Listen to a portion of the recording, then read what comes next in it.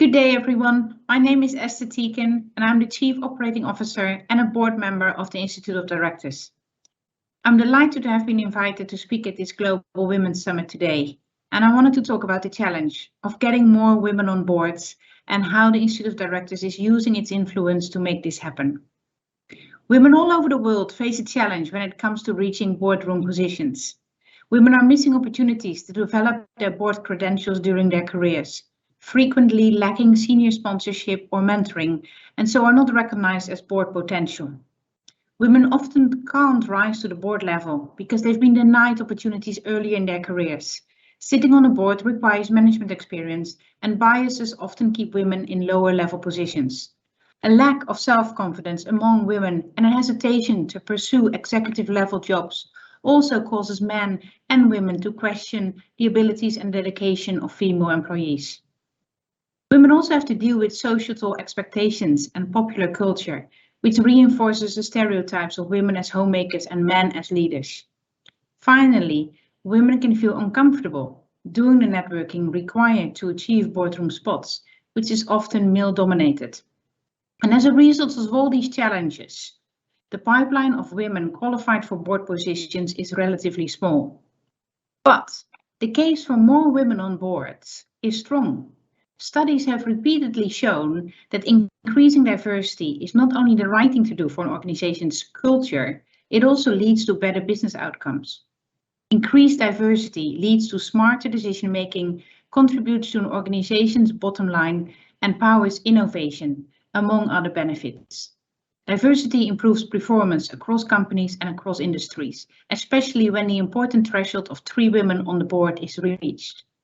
Inclusive and diverse boards are more likely to be effective boards, better able to understand their customers and stakeholders and to benefit from fresh perspectives, new ideas, vigorous challenges, and board experience. This in turn leads to better decision making, as many studies over the last few years have illustrated. Female directors enhance board independence. Women take NED roles more seriously, preparing more consciously for meetings. And women ask the awkward questions. And I know, as I hear that a lot of myself. And decisions are less likely to be nodded through. So, homogeneity, i.e. the same gender among directors, can produce groupthink. Women bring different perspectives to the table, to the debate and the decisions. We are seeing this happening when the diversity level is low in the professional development courses we run. And studies have shown that 3 women are required to change boardroom dynamics. And a critical mass of 30% or more women at board level or in senior management position produces the best financial results. So what does business need to do differently to ensure more women make it into board director positions? In my own journey to becoming a board director here at the Institute of Directors in London, I found a lot of confidence strength in having a supporting circle around me, consisting of my husband, my family members, friends, and other female colleagues and business associates.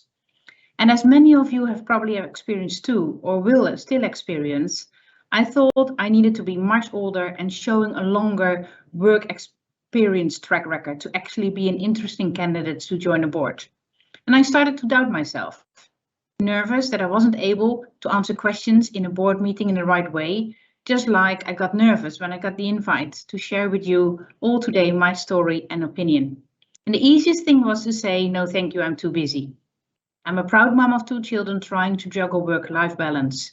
I don't speak sophisticated English as others, and my insecurity took over thinking I was not good enough. But I was wrong. And the chair of the board of the Institute of Directors called me unexpectedly to ask me to start the process to join his board. It didn't matter that I'm Dutch, that I'm directing my communications, and that I'm a younger woman. He and other board members saw that I can play a valuable role with them as part of the board by being me, by sharing my experiences and providing different perspectives. And I'm proud of this. And now I have reached this position. I hope I can influence change through the Institute of Directors to help women all over the world.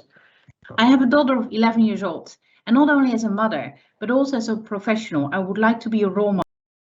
And then it will be normal for her to achieve what she wants without getting the stamp of being a full-time working mom who can't always be at the school grounds to pick up her children. To really understand how we can help women, we need to understand what they need. So one of my first jobs here at the Institute of Directors has been to commission research to find out how we could adapt to increase our female membership across the globe.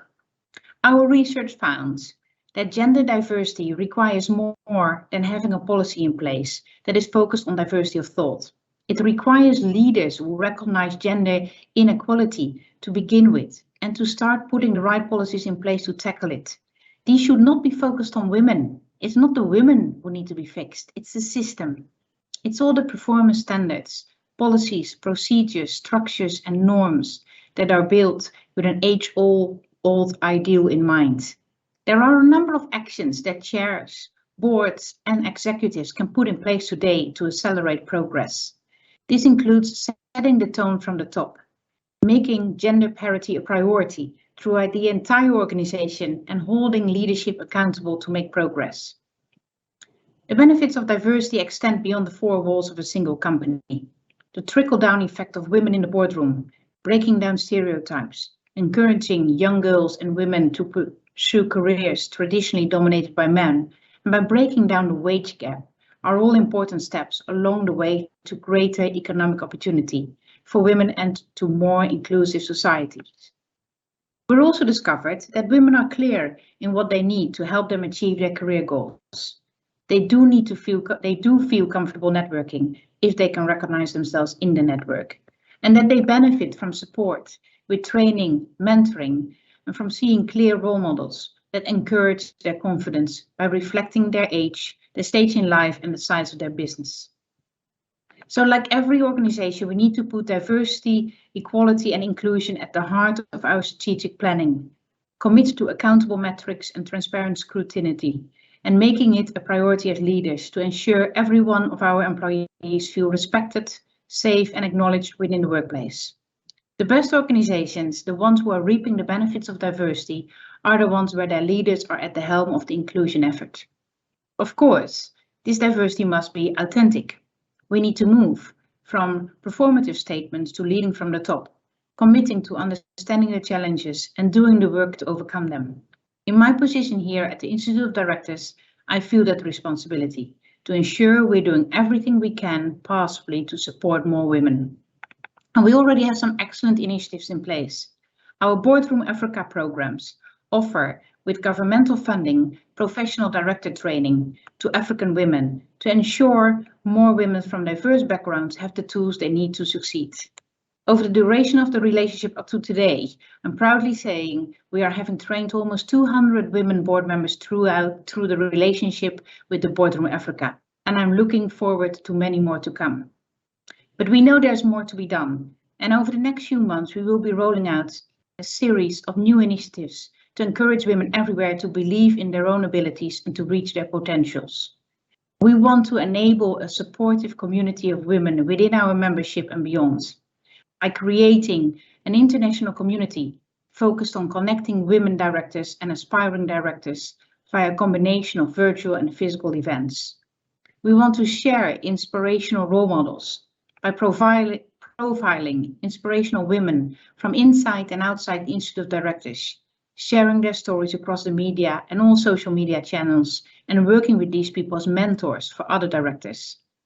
We want to develop the skills of current and future women directors by encouraging more women to undertake the professional training and development they need to give them the skills and confidence to go for the top jobs. It's part of the long life learning concepts, which I value very much and I experience every day. And we want to build a more diverse Institute of Directors by sharing and educating all our members and stakeholders on the case for board diversity and the role of directors in building diverse, successful organizations and societies. To conclude, we know that women are still underrepresented on boards, and we also know that business benefits when boards are more diverse.